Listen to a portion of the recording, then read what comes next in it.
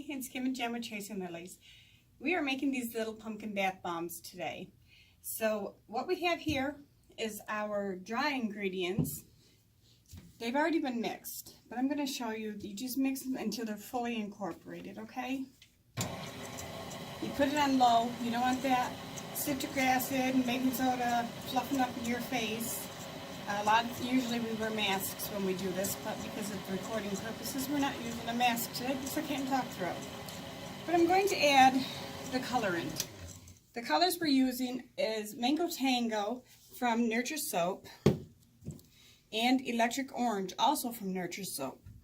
Your colors in your bowl will look a little bit light, but once you add your liquid to it, it will brighten up more. They will show more.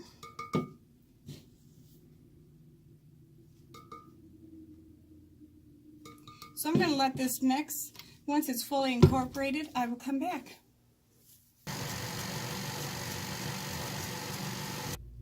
Okay, our color is all mixed up. See, it's nice and kind of pale right now. Once I add this liquid to it,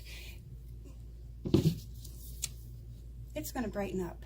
I try to get it as center as I can in there so I'm not scraping the side of the bowls so much. The fragrance we used for this one is Fruity Fusion by Brambleberry and Cotton Candy by Brambleberry. It's a mixture of the two. We wanted to keep the scent a kid-friendly scent because of it being pumpkins. See how that color is brightening right up in there?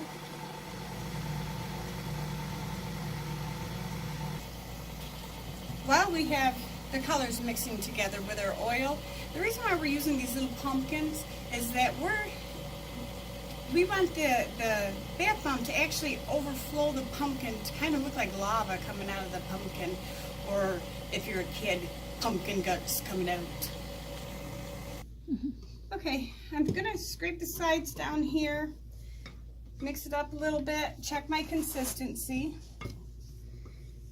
Make sure it's all mixed together and feel the texture of it. Not pumpkins. Bath bombs are about consistency. You have to have the correct consistency or your bath bomb won't stick together and it'll just fall apart and disintegrate. Okay, I think I'm actually pretty good here at this consistency for the pumpkins. So let me show you.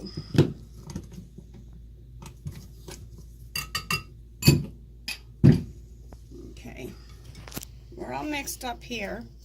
So what I want to do is I'm going to take a little bit in my hand, I'm going to squeeze it and drop it, and it stayed together. As long as it stays together, then you know that your bath bomb is actually a good consistency for bath bombs. Your mixture is a good consistency for bath bombs. Okay. Okay, we actually weigh all our bath bombs to keep them consistent. So what I did is I put the spider and the bath bomb on the scale here. And then I'm going to tare it. And then I'm going to start filling my bath bomb. I don't worry about getting it on the sides, on the outside of it, because it brushes off with either a makeup brush, a little soft toothbrush, whatever you want to brush it off the sides with. But I do want to show you a little trick that we do. I have this all through the bottom and up on most of the side. See how it's up on the sides there?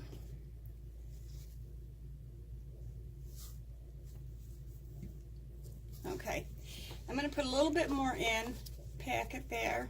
And I'm not pressing extremely hard. But what I am doing after that is I'm going to put some holes in here because I want some air in our bath bomb to help it float. So, okay, I'm going to take this little skewer thing here. I'm going to make little holes. And then when I put the next layer on top of it, before I put it in the bath, into the pumpkin, I'm going to squeeze it in my hand, so it's going to make a little shelf in there, or a little cap, without filling up those little holes that I just made. So there's air pocket in there. Okay.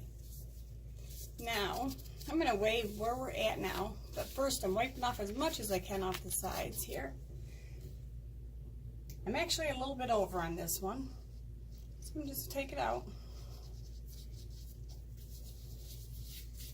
Make sure it's not on the sides of the pumpkin, and that's what we're weighing, is whatever's left on the side of the pumpkin.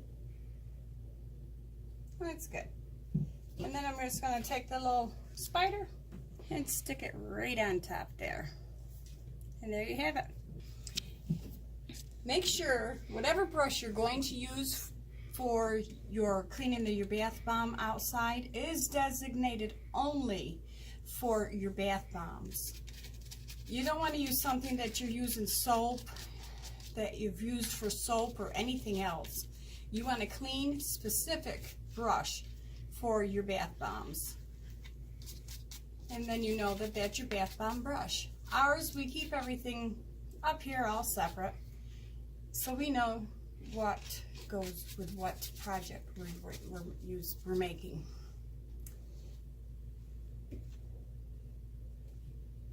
Okay, I'm going to finish these up, and then if we have any left over, I'm going to show you another type of bath bomb that we make. Okay. All right, we have some extra bath bomb mixture left over. So we have a moon press here, but I have added a couple more sprays of our binder liquid. This one, for the moon press, you do want it a little bit more moist and a little firmer. I'm just going to drop it again. This I could, well, maybe it's not. Let me check it again.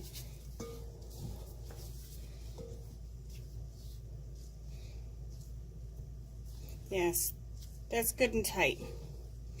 All right, we're going to use our moon press here.